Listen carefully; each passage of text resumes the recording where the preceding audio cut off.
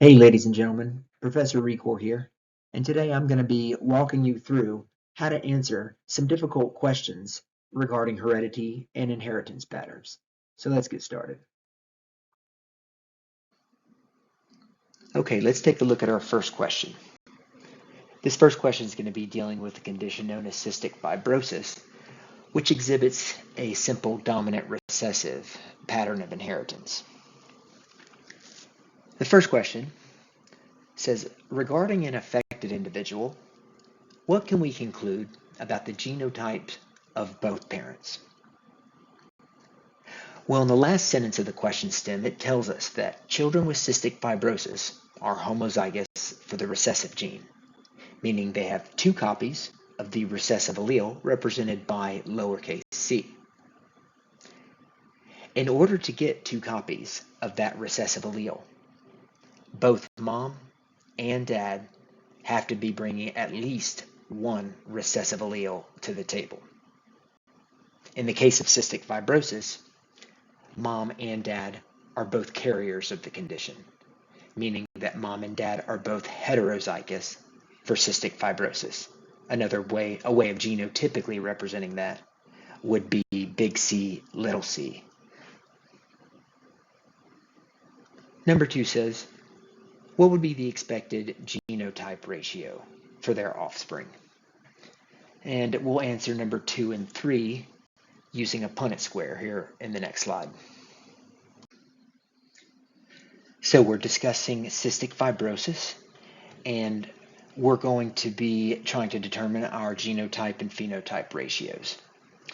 So let's draw our Punnett square. Starting with our normal square, it's going to be 2 by 2. And we're going to be making the assumption that mom and dad are both carriers in this case.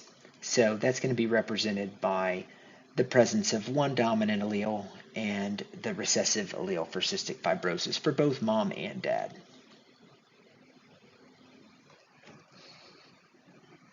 Now we're going to combine our alleles and see what we get. In our first square, we got big C, so that'll be a homozygous dominant. Next, we've got heterozygous, and then another heterozygous, and then little c, which is homozygous recessive. So in determining the genotype ratio, what I like to do is identify all the unique pairs that I have in my Punnett square. In this case, big C is one, big C is another one, and little c is another one.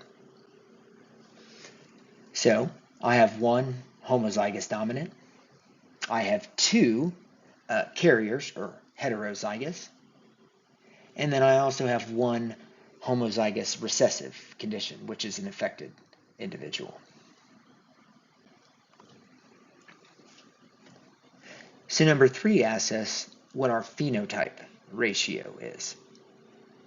Now again, knowing that this exhibits a simple dominant recessive inheritance pattern is key for allowing us to determine what the phenotype ratio is going to be.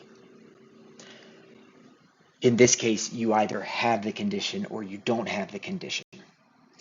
Those that are carriers for this condition are not affected by being carriers. So it's not like sickle cell anemia where you're partially affected. You either are or you aren't. So in this case, if I have the presence of a dominant allele, that means by definition that I am not affected.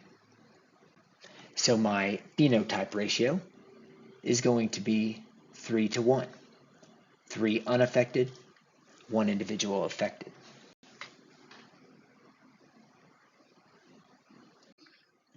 Okay, for our challenge question.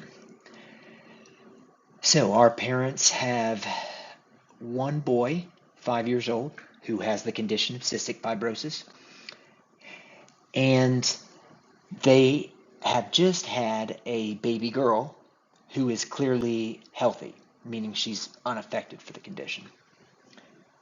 The question is asking us, what is the likelihood that baby girl is a carrier for the condition? Now, I think a lot of you might be saying, well, I can see that there's a 50% chance that the individual is going to be a carrier, so that's the answer, 50%, and let's just walk away, be done with it. Others of you are saying, I don't know, seems a little tricky. And you're right, but not as tricky as you might think once I point it out. So we're being asked about the carrier probability, and we know that baby girl is healthy. So is this even an eventuality for baby girl if she's healthy?